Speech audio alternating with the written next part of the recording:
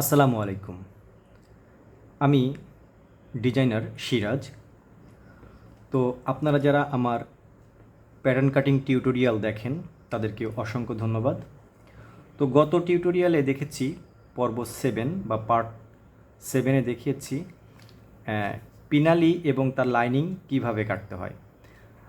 তো আজকে দেখাবো এই ফ্লাফ সিসি 1 কিভাবে কাটতে হয় এবং তার লাইনিং কিভাবে কাটতে হয়। তো আপনারা যারা প্যাটার্ন কাটিং শিখতে চাচ্ছেন তারা আমার এই ভিডিও পার্ট 1 থেকে শুরু করে দেখতে পারেন, তাহলে ধারাবাহিকভাবে প্যাটার্ন কাটিং শিখতে পারবেন। ওকে, তো চলুন আজকে দেখিয়ে দিই কীভাবে ফ্লাফ সিসি মানে এই যে এই পার্টটা এবং তার লাইনিং কাটতে হয়।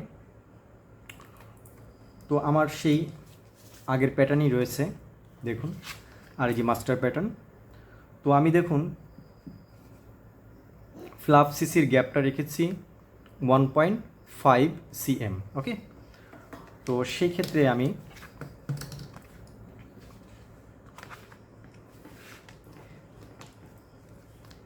এখানে দেখুন আমি যেই পেপারটা নিয়েছিলাম এই পেপারটা কিন্তু আমি এই পাশের প্যাটার্নের বেসিসে নিয়েছিলাম, যে এই পাশে ফোল্ডিং অ্যালাউন্স, এই পাশে রয়েজ।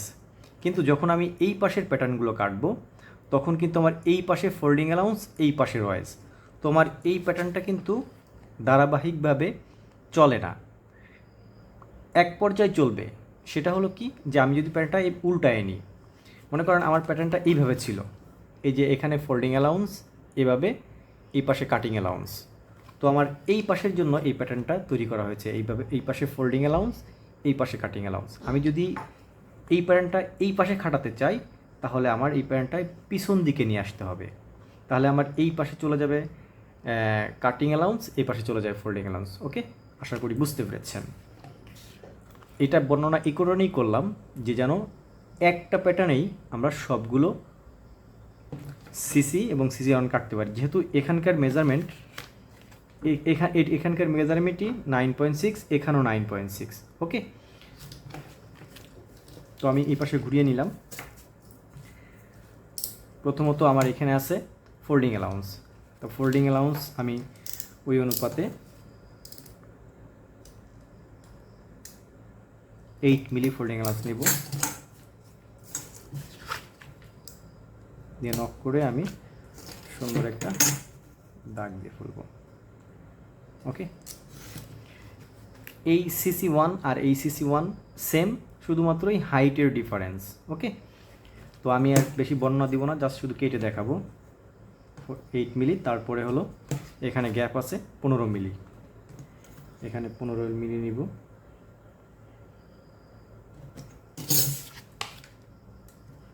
মিলি নিয়ে একটা দাগ টানবো, তারপরে 1 মিলি নিব। 1 মিলি হলো সিসি জয়েনের যে 1 মিলি, সিসি বসানোর জন্য যে 1 মিলি নিতে হয় সেই 1 মিলি দাগ নিব, নিয়ে আবার একটা দাগ টানবো। তারপরে এই প্রথমে বসিয়ে এখান থেকে আমি 1 cm কেটে ফেলবো। ওকে, এই 1 cm কেটে ফেললাম, হয়ে গেল আমার পিনালি ফ্লাফ সিসি 1। ফ্লাফ কিন্তু এখন কাট দিব, দেখুন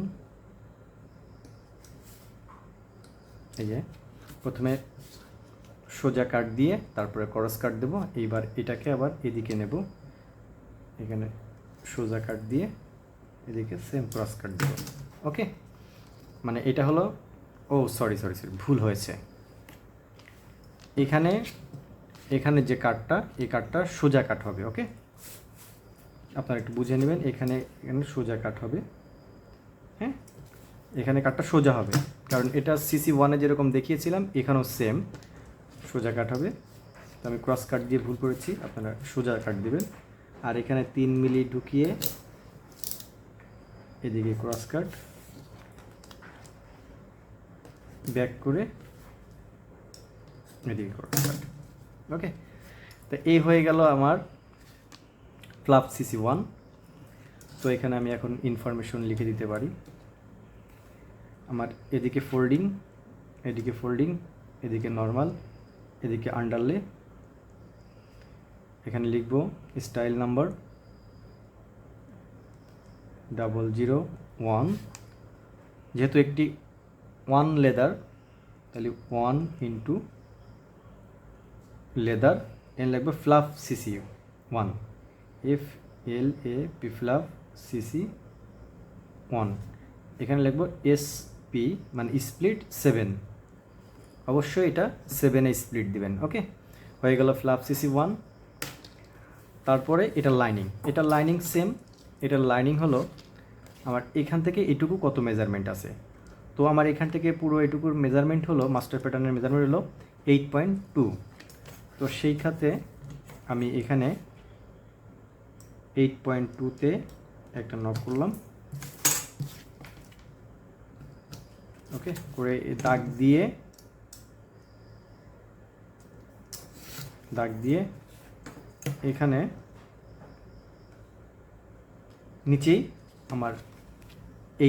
আমার যেহেতু এখানে অনেকগুলো লেয়ার পড়বে, সেহেতু অবশ্যই আমার এখানে কাটিং অ্যালাউন্স রাখতে হবে, মানে নেট কাটিং অ্যালাউন্স, মানে এটার 4 সাইড নেট কাট। ওকে, তো নেট কাট অ্যালাউন্স আমি এখানে 3 মিলি রেখে দিলাম, 3 মিলি। ওকে, 3 মিলি রাখার পরে এখন কি হবে, এই যে কর্নারটা রাউন্ড আছে, এই কর্নারটা আমি এখানে সুন্দর করে এটা বসিয়ে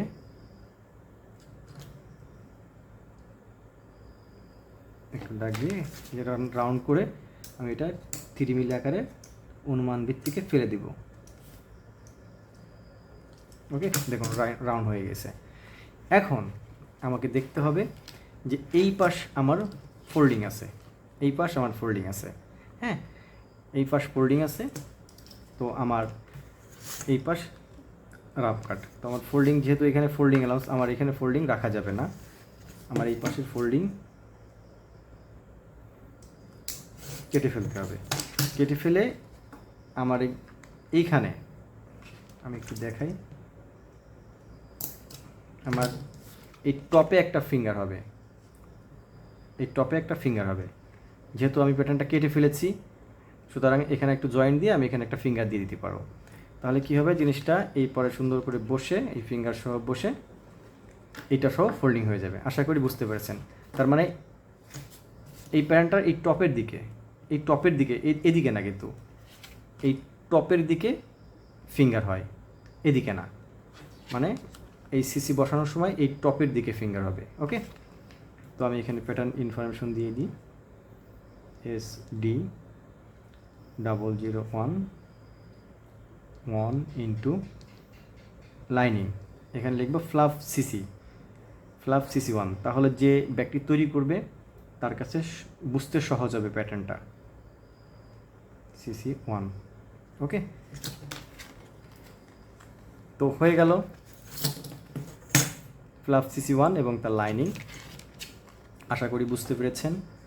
তো আগামী পর্বে আমি দেখাবো, মানে এটা হলো পার্ট 8, পার্ট 9-এ দেখাবো আমি এই ফ্লাপ কীভাবে কাটতে হয় এবং ফ্লাপের মধ্যে কীভাবে কোন রিইনফোর্সমেন্ট দেওয়া থাকে। তো সেই ভিডিও দেখার আমন্ত্রণে আজ এই পর্যন্ত। ভুলে গিয়েছি আর একটা কথা, যেহেতু ভিডিওটি দেখেছেন, ভালো লাগলে অবশ্যই একটি লাইক করবেন, আর যদি মনে করেন যে চ্যানেলটি সাবস্ক্রাইব করার প্রয়োজন, তাহলে অবশ্যই করে রাখবেন। আল্লাহ হাফেজ।